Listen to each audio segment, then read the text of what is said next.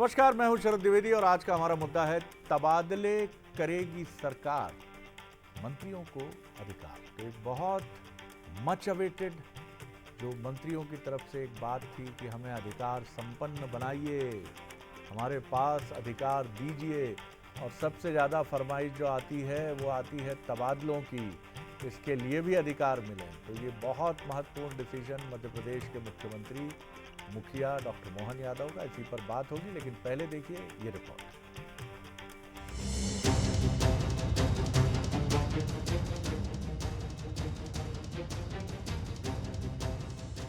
अहिल्या देवी अपने राज्य में सुशासन के साथ साथ अपनी धर्मपरायणता के लिए भी याद रखी जाती हैं। और अहिल्या देवी की राजधानी महेश्वर से भी मोहन यादव ने यही संदेश देने की कोशिश की है। सुशासन का संदेश देते हुए तबादले को लेकर मोहन कैबिनेट ने बड़ा फैसला लिया। नई तबादला नीति आने तक विशेष परिस्थितियों में मंत्री अपने विभाग में तबादले कर सकेंगे। विशेष परिस्थितियों में माननीय मंत्रीगण भी ट्रांसफर कर सकेंगे। इस विषय को आज हमने कंप्लीट किया है। हमारे खास करके विधिवत तो ट्रांसफर पॉलिसी बाद में आएगी, लेकिन इसमें विस्तारित रूप से करने के पहले हमारे माननीय मंत्रीगण अपने विभागों के अंदर सुव्यवस्था स्थापित करने के लिए इस पे काम कर सके। तबादले को लेकर लिए गए फैसले के कई मायने हो सकते हैं। मंत्रियों को अधिकार संपन्न बनाने की कोशिश, नीतिगत फैसलों में सबकी भागीदारी होने का संदेश, तथाकथित असंतोष को कम करने की कोशिश, तबादला न होने से परेशान कर्मचारियों के हित में फैसला। तबादलों के साथ ही मोहन कैबिनेट ने धार्मिक महत्व की 17 जगहों पर शराबबंदी का फैसला लिया है। शराबबंदी के भी कई मायने हो सकते हैं। इसे पूर्ण शराबबंदी की दिशा में एक कदम माना जा सकता है। पार्टी के हिंदुत्व एजेंडे को इसके जरिए आगे बढ़ाया गया है। इससे सीएम की हिंदुत्व की छवि और मजबूत हो सकती है। सरकार की कोशिश यूपी की तर्ज पर धार्मिक स्थानों की गरिमा को बढ़ाना भी है। पहले चरण में जो 17 हमारे अलग अलग प्रकार के नगर हैं, उन नगर से नगर पालिका, नगर परिषद, नगर पंचायत, इनके अंदर शराब की दुकानें बंद कराएंगे और इन दुकानों को दूसरी जगह शिफ्ट भी नहीं करेंगे। ये हमेशा के लिए बंद कराने का इसमें निर्णय किया है। इससे पहले भी शाही स्नान और पेशवाई के नाम बदलने को लेकर मुख्यमंत्री संतों की तारीफ पा चुके हैं। मैं माननीय मुख्यमंत्री जी को बहुत बहुत आशीर्वाद, साधुवाद देना चाहता हूं। हमने जो उनका 1 साल का कार्यकाल देखा, उनके जितने भी फैसले थे, पूरा मध्य प्रदेश नहीं पूरा भारत उसकी सराहना करता है। और ये भी कहना चाहता हूँ, सभी साधु संत, पूरा सनातन आपके साथ है। आप आगे बढ़ो, पूरा देश आपके साथ है। इधर महेश्वर में हुई कैबिनेट की बैठक में हुए बड़े फैसलों को लेकर कांग्रेस को संदेह है। वो कैबिनेट के दोनों बड़े फैसलों पर सवाल खड़े कर रही है। शराबबंदी के बहुत प्रयोग हुए। आज गुजरात में केवल एक स्टेट है और बिहार दूसरी स्टेट है जहाँ शराब बंदी है, प्रोहिबिशन है। लेकिन सबसे ज़्यादा आसान और सबसे ज़्यादा अच्छी व्यवस्था शराब पीने वालों की गुजरात में और बिहार में दोनों जगह है। लेकिन उसके साथ साथ दूसरी बातें भी हैं। वहाँ जुआ सट्टा नहीं चलना चाहिए धार्मिक स्थानों पर, और भारतीय जनता पार्टी के नातेदार रिश्तेदारी जो ठेके लेते हैं उनको भी इस बारे में सोचना चाहिए। कुल मिलाकर महेश्वर से सुशासन और धर्मपरायण से जुड़े फैसले लेकर मुख्यमंत्री ने एक बड़ा संदेश देने की कोशिश की है। भविष्य में इसका असर सरकार के कामकाज पर तो दिखेगा ही, वही सीएम मोहन यादव की छवि को भी ये फैसले नया आयाम दे सकते हैं। तो कई महत्वपूर्ण सवाल हैं हमारे सुलगते हुए। जो सवाल हैं पहले उन्हें देख लीजिए। तबादलों की छूट देकर क्या मंत्रियों को अधिकार संपन्न बनाया गया है? पहला प्रश्न है। मंत्रियों को अधिकार देकर क्या सरकार में समन्वय जो है उसको और बढ़ाने की कोशिश की गई है? और विकेंद्रीकरण, डिसेंट्रलाइजेशन, यानी अधिकारों को बांटने की तरफ एक तेज कदम बढ़ाया है मुख्यमंत्री डॉक्टर मोहन यादव ने? क्या शराबबंदी का फैसला, जो धार्मिक स्थल हैं मध्य प्रदेश के, जहाँ स्थान है वहाँ पर जो फैसला है, क्या ये उनके हिंदुत्व की छवि को और मजबूत करेगा? ये हमारे प्रश्न हैं। जो मेहमान हैं उनसे मिल लीजिए। हमारे साथ हैं स्टूडियो में संदीप पौराणिक जी, वरिष्ठ पत्रकार हैं, राजनीतिक विश्लेषक हैं। बहुत स्वागत करता हूं संदीप जी। जितेंद्र मिश्रा जी हैं, सीनियर कांग्रेस लीडर हैं, स्पोक्स पर्सन हैं, उनका बहुत स्वागत करता हूं। और डॉक्टर दुर्गेश केसवानी हैं, बीजेपी के युवा नेता और प्रवक्ता, उनका बहुत स्वागत है। संजीव जी, कैसे देखते हैं आप? एक तो मुझे लगता है कि मुख्यमंत्री जी ने एक बहुत महत्वपूर्ण फैसला लिया है जो मध्य प्रदेश की राजनीति में मंत्रियों को, क्योंकि यह आरोप पूर्ववर्ती बीजेपी सरकारों में लगता रहा है कि मंत्री अधिकार संपन्न नहीं है और मंत्रियों की ये पीड़ा थी। और मैंने तो कुछ बड़े बड़े, लेकिन ये डॉक्टर मोहन यादव का ये कदम बताता है कि वो एक लोकतांत्रिक तरीके से सोचने वाले नेता हैं और ये बहुत बड़ा फैसला है मुझे लगता है, जो बीते 10 वर्षों में मध्य प्रदेश में बीजेपी की सरकारों में मैं इसको एक बड़े राजनीतिक फैसले के तौर पर देखता हूँ। क्या कहेंगे आप? देखिए शरद जी, बात भी सही है। मंत्री अपने विभाग का होता है, विभागीय कामकाज करता है, लेकिन आम लोग या यूं कहें कि व्यक्तिगत भी काम बहुत से लोगों के होते हैं। ठीक बात है। तो नेता को या राजनेता को अपनी छवि बनाने का एक अवसर मिलता है और वो एक बड़ा काम होता है तबादले का। तो अभी ये पॉलिसी तो पूरी तरह ये स्पष्ट भी नहीं हुआ है कि क्लास 3, क्लास 4 या वर्ग 2 किसके तबादले वो कर सकेंगे, लेकिन मंत्रियों को अधिकार संपन्न बनाया गया है। मंत्रियों की अपने इलाके में नहीं, अपने विधानसभा क्षेत्र में नहीं, उस विभाग के कर्मचारियों के बीच भी एकदम हैसियत बढ़ जाएगी, क्योंकि तबादला बड़ी संख्या में लोग चाहते हैं। लेकिन शरद जी, ये भी चुनौतीपूर्ण काम है। जैसा कहा जाता ना, गए थे हरि भजन को, ओटन लगे कपास, कहीं ऐसा ना हो जाए जी, क्योंकि जी। तबादलों को लेके आरोप भी बहुत लगते हैं शरद जी। जिसका तबादला हो गया वो अपने तरह से प्रचारित करता है और जिसका नहीं हुआ वो दूसरे तरह से प्रचारित करता है। और जो मिनिस्टर्स के आसपास का जो स्टाफ होता है वो कई बार बड़े खेल कर जाता है। तो मुझे लगता है कि इस चीज़ पे भी कहीं विपक्ष को बड़ा मुद्दा ना मिल जाए। इसके साथ में शरद जी एक चीज़ और जोड़ना चाहूँगा। कमलनाथ जी ने एक बड़ा प्रयोग किया था ऑनलाइन तबादले का शिक्षकों का।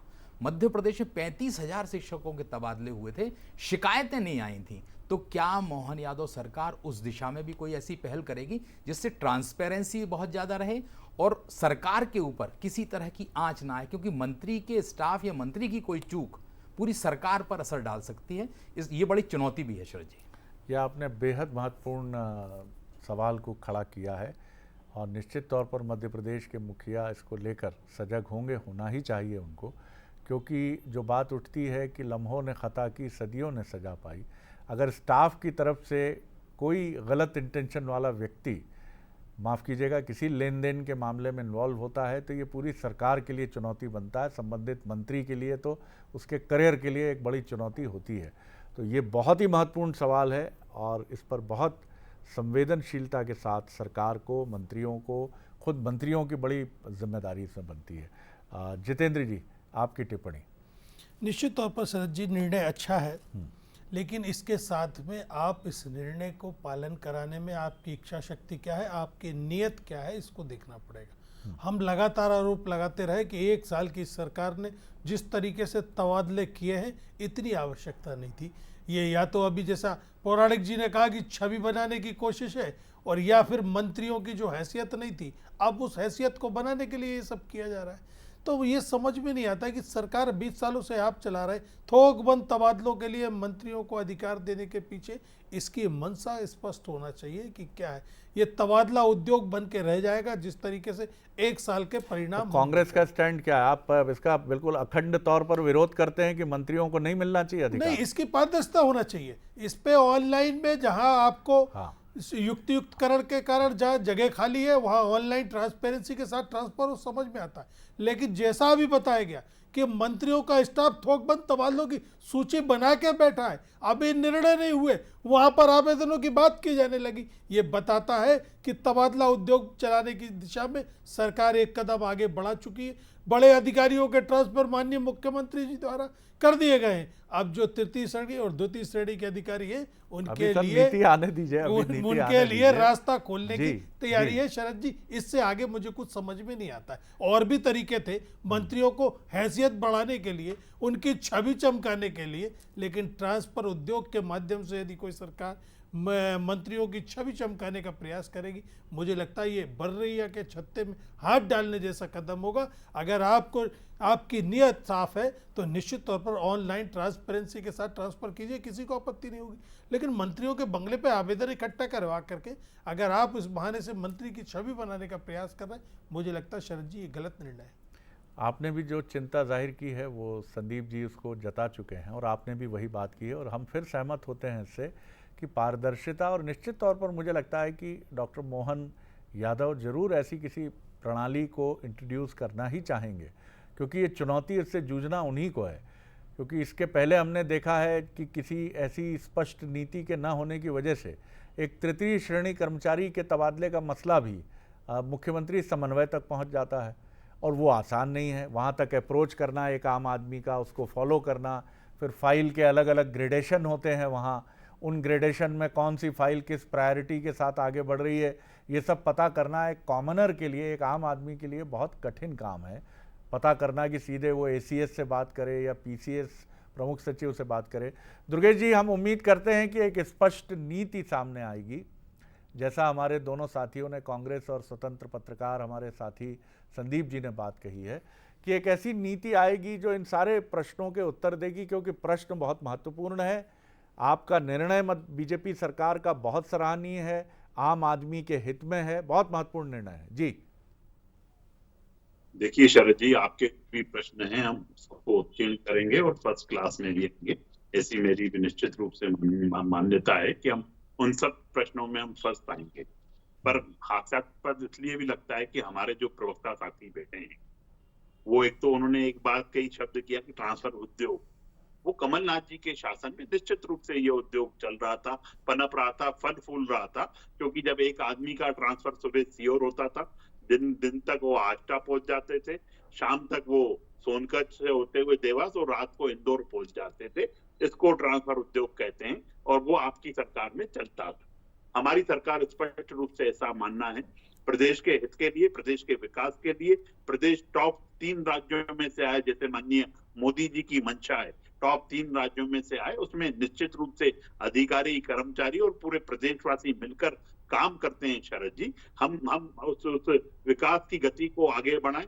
क्या अच्छा हो सकता है, किस जिले में के कौन अधिकारी अच्छा परफॉर्मेंस दे सकता है, उसको उसके आधार पर हमारी सरकारें काम करती हैं। और निश्चित रूप से आज के जो वहां पे जो कैबिनेट के जो निर्णय हैं वो अपने आप में सब चीजों की ओर इंगित कर रहे हैं। हमारी मंशा बता दी उन्होंने, जहां पे आज महेश्वर में लोक माता अहिल्याबाई होलकर जी के समक्ष, दुर्गावती जी के समक्ष हम महिला सशक्तिकरण को लेके आगे बढ़ रहे हैं। शराबबंदी का जो निर्णय हमारे मुख्यमंत्री जी ने लिया है वो निश्चित रूप से ऐतिहासिक निर्णय है, और अन्य निर्णय जो मंत्रियों को तबादला नीति के तहत जो उनको पावर देने का काम किया, अधिकार देने का काम किया, वह निश्चित रूप से प्रदेश को विकास पथ पर आगे बढ़ाने का काम करेंगे। अब शराबबंदी की चिंता हमारे, मैं लौटता हूँ, इस पर भी आऊंगा मैं, शराबबंदी पर, क्योंकि इसके साथ जो कांग्रेस से सीनियर लीडर दिग्विजय सिंह ने सवाल उठाए हैं कि क्या जुआ सट्टा बंद होगा, और भी जो आपराधिक गतिविधियां हैं,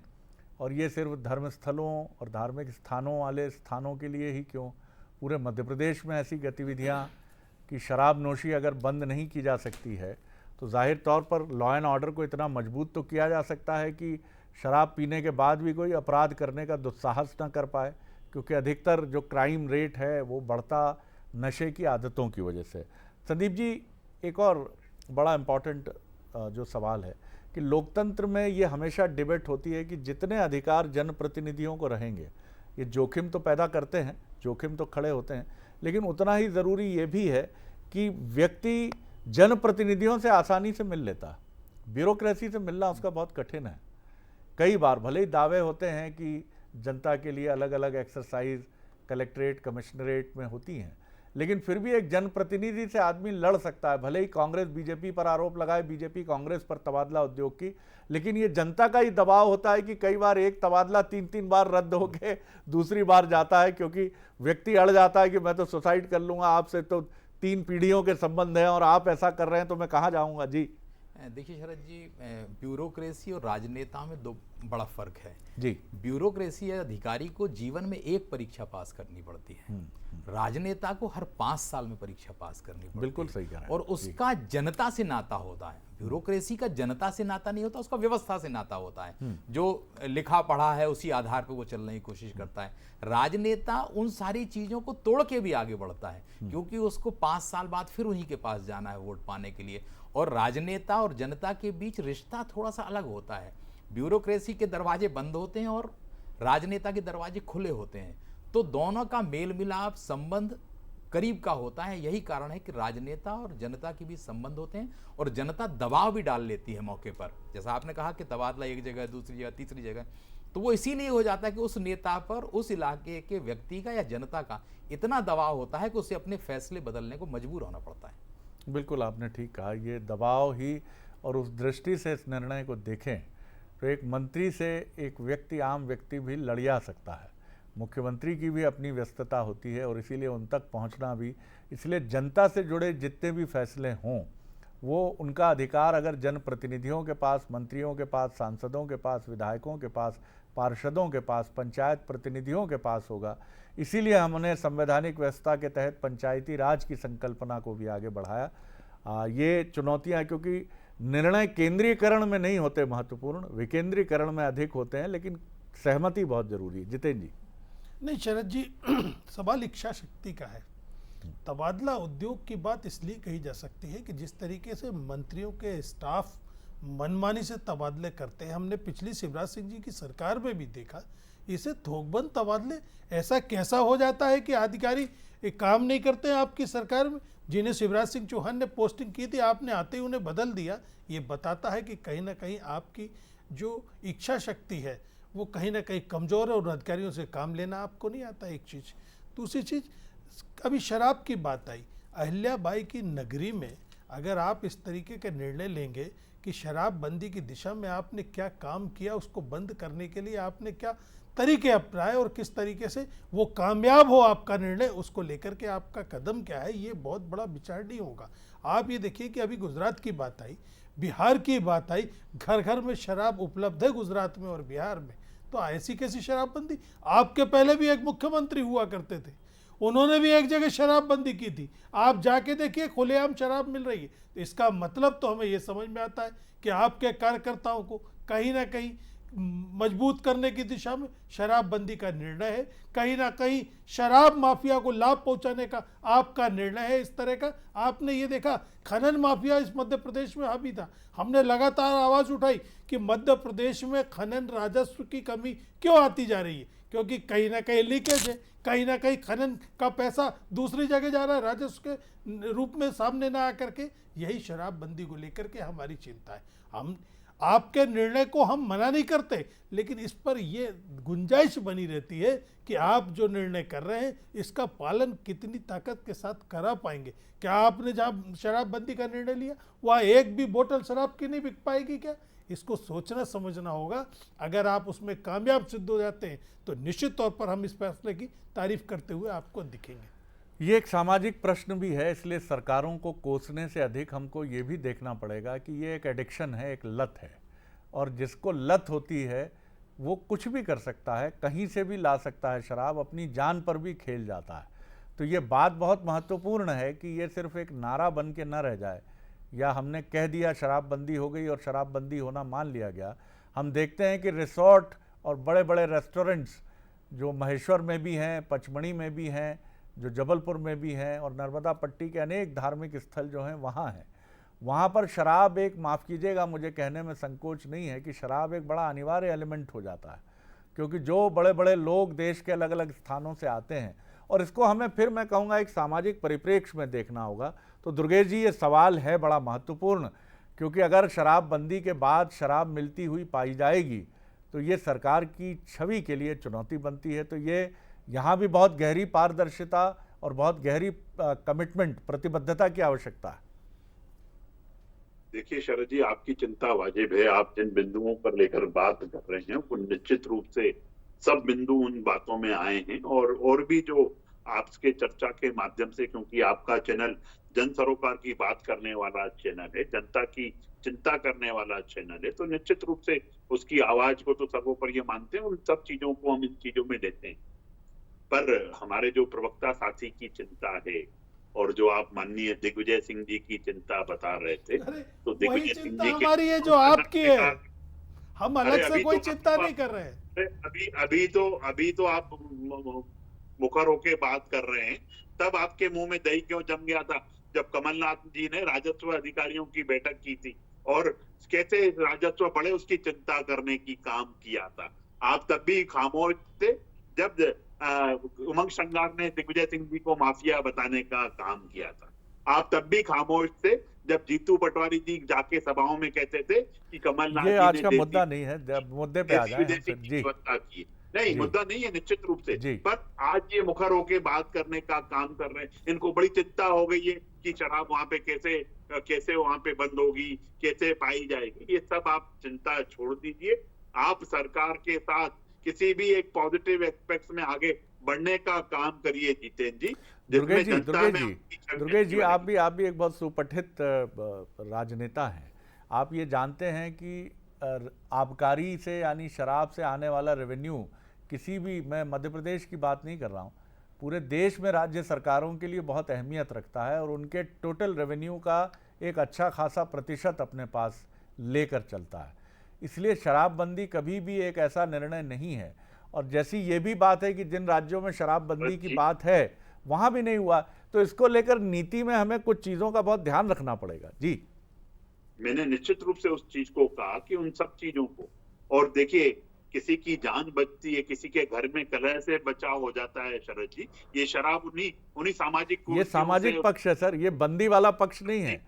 आप नहीं, मैं भी जिनको शराब पीने से रोकना है उनको डी एडिक्शन केंद्रों की संख्या बढ़ानी होगी, उनको प्रेरित करना होगा। इसमें एनजीओ लगेंगे, आपको देखना पड़ेगा, शराब पीने की वजह तलाशनी पड़ेगी। फ्रस्ट्रेशन है, नौकरी नहीं है, क्या कारण है, ये समेकित रूप से एक होलिस्टिक, एक इंक्लूसिव नजरिए से देखना होगा। दुर्गेश जी, निश्चित रूप से शरद जी, हम इसीलिए तो आपकी तारीफ करते हैं कि आप जिस उन सब चीजों को आप समेट रहे हैं, जिन बातों की आप बात कर रहे हैं, वो निश्चित रूप से जन जागरण का माध्यम हो, के सेंटर्स बढ़ाने का माध्यम हो, ये सब चीजों पे हम काम करना चाहते हैं। अगर इस शराबबंदी से अगर जीवन बचता है किसी का, तो हम हर संभव कदम, हमारे मुख्यमंत्री संवेदनशील मुख्यमंत्री हैं, वो हर संभव कदम उठाएंगे उन चीजों के लिए। और आप निश्चित रूप से धार्मिक नगरियों में पहले इस चीज को आने तो दीजिए। कहीं बहुत सारी चीजें आपके माध्यम से, क्योंकि मैंने आपको पहले भी कहा कि आप जन सरोकार की बातें करते हैं, जनता के हित में क्या है, ये कहीं एडिक्शन को कैसे रोका जाएगा, इस एडिक्शन का कारण क्या है, इन सब विषयों पे एक लंबी बात होनी है। और निश्चित रूप से हम तो उसके पक्षधर ही रहे। और आबकारी मुद्दा एक राजस्व उन सरकारों के लिए हो सकता है। हम 12, 13, 15 हजार करोड़ रुपए निश्चित रूप से, अगर जनता की जान बचती है, अगर हम उसकी ओर जो आज उन्होंने कदम उठाने का काम हमारे डॉक्टर मोहन यादव जी ने किया है, उससे यह परिलक्षित है कि हम सरकार, हमारी जनता की चिंता करने वाली सरकार है, 8.5 करोड़ जनता के हितों का काम करने वाली सरकार है, और हम उस दिशा में आगे बढ़ने का काम कर रहे हैं। जी, संदीप जी, इसके पहले कोई ये साथ दिखा नहीं पाया कि शराबबंदी को लेकर कुछ मजबूत फैसले हो, भले ही वो फेजेस में हो। उमा भारती जी की ये बहुत पुरानी मांग रही है बतौर मुख्यमंत्री रहते हुए भी, और उसके बाद भी वो उठाती रही। और आपको याद है, शराब की दुकानों के सामने उनके प्रदर्शन बहुत चर्चित रहे। मोहन जी ने ये फैसला लेकर बताया है कि वो पारंपरिक राजनीति के ढांचे से अलग चलते हैं। जिस तरह से राष्ट्रीय अखाड़ा परिषद प्रयागराज में कुंभ है, उन्होंने तारीफ की, तो एक हिंदू हृदय सम्राट जैसी छवि भी वो लेकर कैरी करके आगे बढ़ रहे हैं, ऐसा भी प्रतीत होता है। और ये मैं उनका सबसे बड़ा पॉलिटिकल फैसला 1 साल की सरकार के बाद मानता हूँ, जो बताता है कि वो बड़े फैसले लेने से पीछे हटने वाले मुख्यमंत्री नहीं। शरद जी, ये बात बिल्कुल सही है कि बहुत बड़ा फैसला है और साहसिक फैसला मानता हूं मैं इसको, क्योंकि राजस्व की भी बात है और उन लोगों से मुकाबला करना है जो उस इलाके में रह के शराब पीते हैं। चुनौती भी है आपके सामने उस वर्ग की जो इसका सेवन करते हैं। और जहां तक आपने हिंदू सम्राट की बात की है, तो मोहन यादव के शासनकाल में कई फैसले ऐसे हुए शरद जी, चाहे पेशवाई वाली बात हो और जगह की हो, गोधन वाली हो या गौशालाओं वाली बात हो, वो उस लाइन पर बढ़ रहे हैं। चाहे लाउड स्पीकर वाला मसला हो, उस दिशा में आगे बढ़ रहे हैं जिससे वो एक अपनी नई छवि गढ़ने वाले हैं। और इस फैसले ने ये भी बता दिया है कि वो अगर ठान लेंगे तो फैसला लेंगे। ये कोई मशवरा, ऐसा तो कोई बात आई नहीं है कि जनता की राय ली गई हो या कोई मैंडेट लिया गया हो, लेकिन उन्हें ये लगा कि समाज में बीमारी का, कलह का, महिलाओं के लिए सबसे बड़ी कष्ट का कारण है ये, और उन्होंने फैसला ले लिया। अब चुनौती वही है कि उसे आप लागू कैसे करते हैं। बिल्कुल, और ये एक बहुशाखीय, जिसको हम कहते हैं कि एक मल्टी प्रॉन्ज्ड एक स्ट्रैटेजी के साथ आपको आगे बढ़ना पड़ेगा, क्योंकि ये मसला सिर्फ डिसीजन लेने का नहीं है। शराब जब कोई भी चीज़ रोकी जाती है तो उसके पिछवाड़े के कई रास्ते बैकडोर एंट्रीज के शुरू होते हैं, और यही सरकार के लिए या समाज के लिए और प्रशासन के लिए चुनौती बनते हैं। ये बहुत महत्वपूर्ण बात है। अब 10 सेकंड में आप अपनी बात कहें और फिर मैं दुर्गेश जी की तरफ चलूँगा। जितेंद्र जी। नहीं शरद जी, मुझे लगता है ये जो फैसला है इसके प्रकाश में इनके पुराने फैसलों को भी देखना पड़ेगा। इन्होंने खनन माफिया को ख़त्म करने की बात की थी, आज राजस्व कम हो गया, ये बताता है कहीं ना कहीं खनन माफिया आज भी जिंदा है। मध्य प्रदेश में दवा माफिया तो अपना काम कर रहा था लेकिन ड्रग माफिया नहीं था। आज मोहन जी की सरकार में ड्रग माफिया भी पैर पसार चुका है, जगह जगह एमडी उपलब्ध है। तो अगर इस तरह के शराबबंदी के निर्णय जिसको लेकर के अभी रोड मैप तय नहीं है, जिसको लेकर के अभी गाइडलाइन तय नहीं है, आपने बड़ा सवाल खड़ा किया। दुर्गेश जी, सूखा नशा जिसको ड्राई ड्रग्स हम बोलते हैं, एमडी जिसमें ड्रग बहुत अभी नीमच में मध्य प्रदेश के जहां जिस तरह एक बगीचे से एमडी ड्रग फैक्ट्री और उसकी चीजें सामने आई, इस पर भी पैरेलल ध्यान देना होगा। जी देखिए शरद जी, कानून से बढ़कर कोई चीज नहीं है। अगर कोई भी अपराधी कितना ही बड़ा रसूखदार क्यों ना हो, अगर खनन की बात करो तो भी हम कार्रवाई करने से नहीं चूकते हैं। माफिया कोई भी हम कार्रवाई करने से नहीं चूकते हैं। और निश्चित रूप से ये सूखा ड्रग्स वगैरह उसके रोकथाम के लिए हमने अपनी एजेंसीज को, जो पुलिस एजेंसीज हैं, जो नार्कोटिक्स देखते हैं, सब ग्राउंड लेवल पे यही कारण है कि अगर इतना सब अमला पकड़ाता है, सब चीजें पकड़ाता है, तो उसका कारण भी यही है कि हम सचेत हैं। हम मध्य प्रदेश में इनको पैर पसारने किसी भी सूरत में नहीं देंगे। और कोई भी कितना बड़ा ही क्यों ना हो, उसकी अगर वो कानून अपने हाथ में लेता है तो उसकी जगह जेल की सकीतें।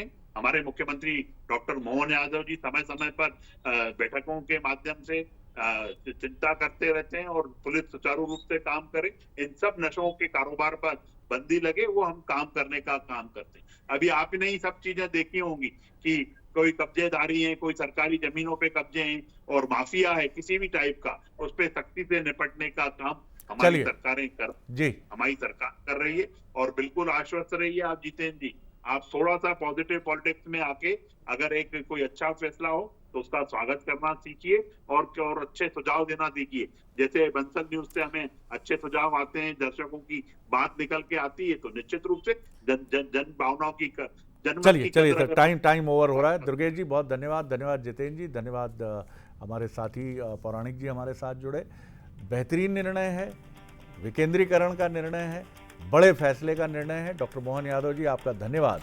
लेकिन इसके साथ जो चुनौतियां हैं, आप उन चुनौतियों को लेकर भी पूरी तरह सजग होंगे, ऐसी जनता की अपेक्षा है। बहुत शुक्रिया एक बार फिर आप सभी का, धन्यवाद, नमस्कार।